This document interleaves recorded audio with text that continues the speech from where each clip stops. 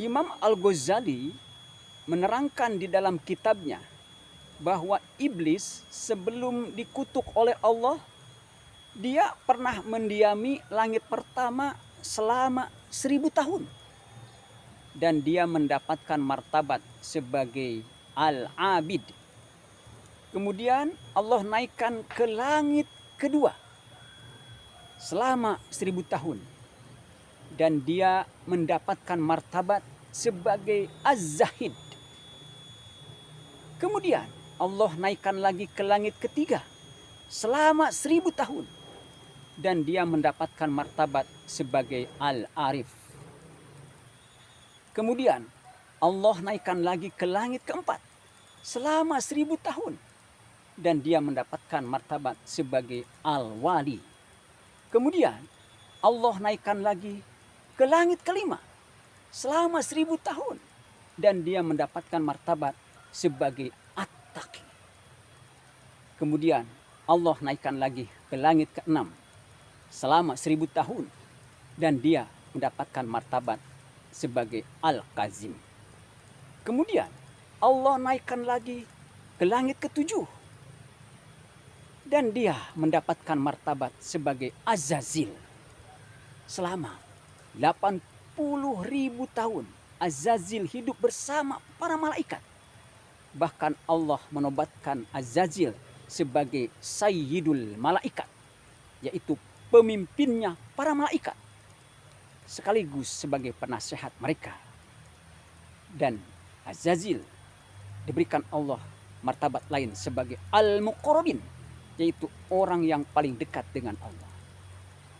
Kemudian Allah berfirman kepada para malaikat, wa izqala rabbuka lil malaikati inni khaliqum basyarum min solsolim min hama'im masnun. Dan ingatlah ketika Rabbmu berfirman kepada para malaikat, sesungguhnya aku akan menciptakan seorang manusia, yaitu Adam, dari tanah liat kering, dari lumpur hitam yang diberi bentuk. Fa iza sawaituhu wa nafakhtu fihi mir ruhi. Dan apabila aku sempurnakan kejadiannya dan aku tiupkan ruhku, maka bersujudlah engkau kepada Adam. Semua malaikat tunduk, patuh dan taat atas perintah Allah, mau bersujud kepada Adam, yaitu sebagai sujud penghormatan. Tetapi Azazil merasa dirinya yang paling mulia. Adam diciptakan dari tanah dan dia, Azazil atau iblis, diciptakan dari api. Timbul kesombongan pada dirinya.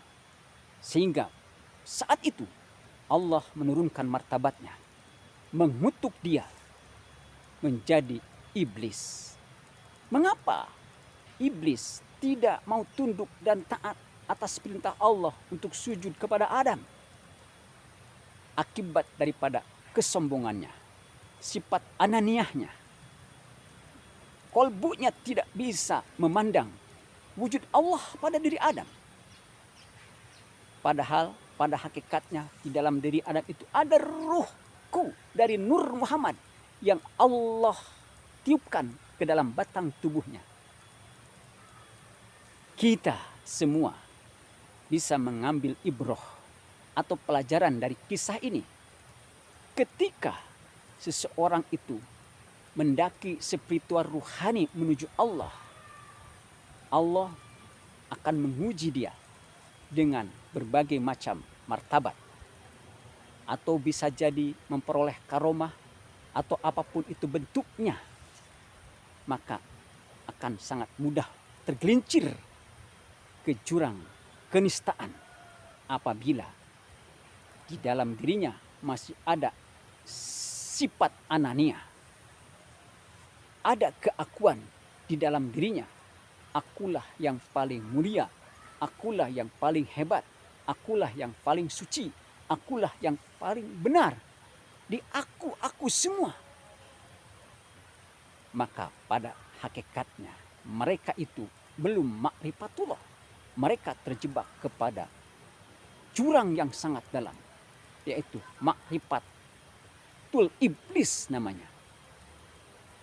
Ingat, Allah lebih mencintai para pendosa yang bertobat atas dosa-dosanya daripada para ahli ibadah tetapi sombong dengan ibadahnya. Semoga kita terlindung dari sifat-sifat demikian.